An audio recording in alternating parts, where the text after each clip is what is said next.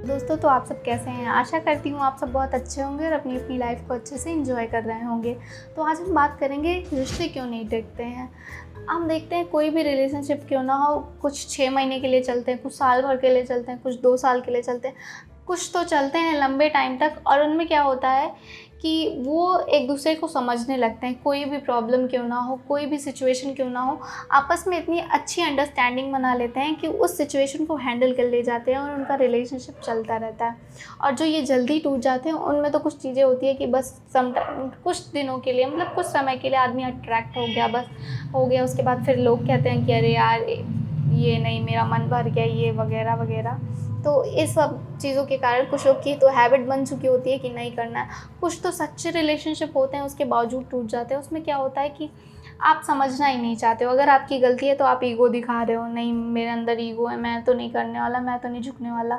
अगर मैं अपनी गलती मान लूँगा तो मेरी तो रिस्पेक्ट ही कम हो जाएगी। पर ऐसा आपको नहीं करना चाहिए। हर जगह इंसान ईगो नहीं दिखा सकता है। अगर आप अपने रिलेशनशिप में बहुत ज़्यादा ईगो दिखाओगे, ठीक है, सेल्फ रिस्पेक्ट होती है, आपकी भी है, सामने वाले की भी है।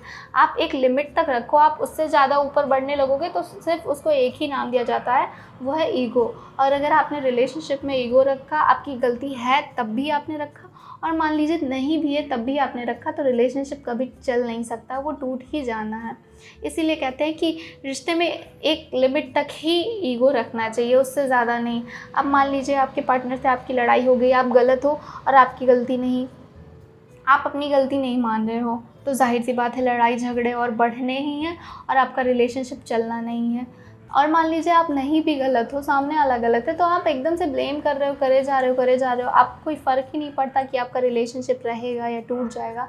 तो इसमें भी आप ही की गलती है। आप समझना ही नहीं चाहते हो सामने वाले को। आपने उसके बारे में अपने माइंड में जो बात रख ली है, आप उसके अलावा आगे उसकी अच्छाइयाँ नहीं दिख रही, सिर्फ बुराइयाँ दिख रही हैं, और आप कुछ देखना भी नहीं चाहते, इसलिए आपको ऐसा दिख रहा है। तो आपको ऐसा नहीं करना चाहिए। सामने वाले के भी पॉइंट ऑफ व्यू को सुनना चाहिए, समझना चाहिए, उसके तरीके से भी आपको देखनी चाहिए चीज़ों को, और उससे बात करनी चाहिए। तभी कोई भी प्रॉब्लम सॉल्व हो सकती है और कोई भी रिश्ता लंबे समय तक चल सकता है। ना कि ऐसे ही बस कह दिया तो कह दिया, अब मैं इसके आगे कुछ नहीं सुनूंगा, तुम ही गलत हो।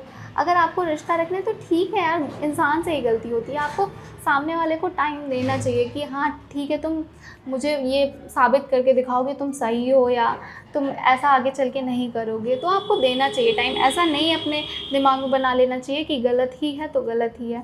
क्योंकि आप एक चीज़ जान लीजिए कि आप अगर सब जगह यही कर रहे हो तो आपके साथ सामने वाला, ठीक है मान लो वो सच में लॉयल था और मान लो उससे कोई गलती भी हो गई, आपने उसे टाइम नहीं दिया, तो बार बार ऐसा इंसान नहीं मिलता। हो सकता है आपको उससे भी कोई बुरा मिल जाए, ठीक है, जो आपको समझना ही नहीं चाहता, वो सेम ऐसा मिल गया, वो चीट किए जा रहा है। तो इसलिए मतलब ऐसा नहीं है कि किसी भी चीज़ में हमेशा ऐसे मान लो आपके ऊपर ब्लेम कर रहा है वो भी, तो आप भी ब्लेम कर रहे हो, आप समझना ही नहीं चाहते। तो यहाँ पे यही होता है कि सामने वाला भी आपको नहीं समझना चाहता, आप भी उसको नहीं समझना चाहते।